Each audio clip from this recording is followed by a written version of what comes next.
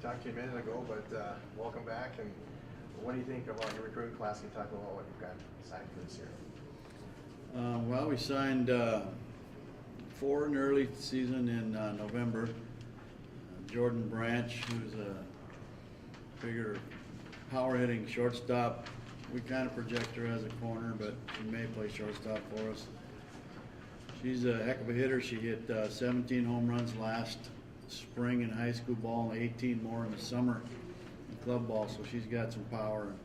Very good player. She's out of Belgrade, Montana. And we signed a pitcher out of Regina, Saskatchewan. And her name is Rachel Huber. Very good pitcher, has all the pitches, going to help us right away. We signed a left-hand pitcher out of Prince Albert, also in Saskatchewan. And great movement. It's going to also help us. We need pitching. And then we signed a speedy left-hand hitting outfielder, Skyla Neubauer. I just read on the internet her first doubleheader here last week. She was 9 for 10 with a home run, 2 doubles, and a triple. So, very good athlete.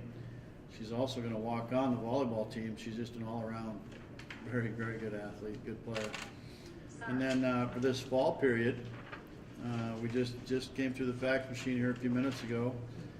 We've got a player named Melissa Estrada coming to us. She played her freshman year at Foothill Community College last year, and they folded up their program after they cut softball after that season, last summer. So this year she's a sophomore at West Valley College in California, and she's coming here and going into radiology, and she'll be joining us.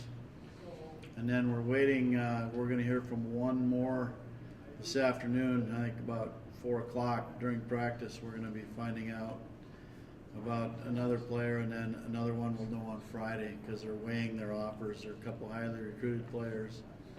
And with us having a bubble next year and being able to play indoors in the wintertime, and we've had to play in some really bad weather this spring, and knowing that we're going to be having that facility and playing on turf indoors, I think we've got a really good shot at those other two because they liked it here on their visits. They like the team, they like the school, and knowing that it's going to be 70 degrees in there in January, so that may help us. So, and we're not done either. We've got we're going to go out and look at a middle infielder here in a couple weeks, and then we're looking at one more arm to help us in the circle because we've had a lot of injuries the last 2 years. We're just not deep enough to handle the situation, so it's going to end up being a pretty big class. We anticipate maybe having 12 or 13 new players on our team next year. Do you feel these pitchers that you brought in the fall and now in the spring that they will be able to help you immediately? Yeah, I'm sure Rachel Huber's going to help. Now, Jordan Hope possibly, because she's gone through she was 5'3" when the year started last year, and she's 5'11" now, and she's a left-hander, and just got great movement and hits her spots. So I know she's going to help us. I don't know if that'll be out of a bullpen role. That kind of depends on our current pitchers if they can get healthy too. Cornejo and Spencer will both be seniors next year. Ramirez is a junior and Priggy's a sophomore, but it'll just make us deep. And I think as far as how good she is right now, I think she can pitch in the Northern Sun right away. Yes. And to that point, I guess, how many do you feel of these incomers, maybe you're going to slap a red shirt on them possibly at the beginning of the year, like kind of take them through that? I don't think any of these new players will. They're going to be playing right away. Especially Branch and Neubauer and Huber, those three.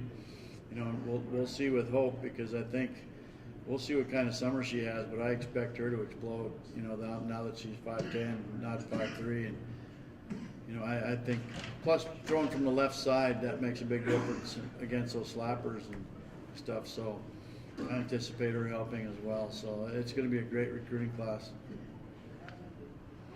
You talked about in the first go-around, Coach, about how you have a lot of juniors that are going to be going up and shining in their senior years coming up. When you couple that with a really strong class that you keep talking about here, how exciting is it for you to hopefully maintain a powerful stance in the conference, hopefully not have the injury issues that you had this year? It's got to be really exciting for you to just leave all those terrible variables at the door, hopefully.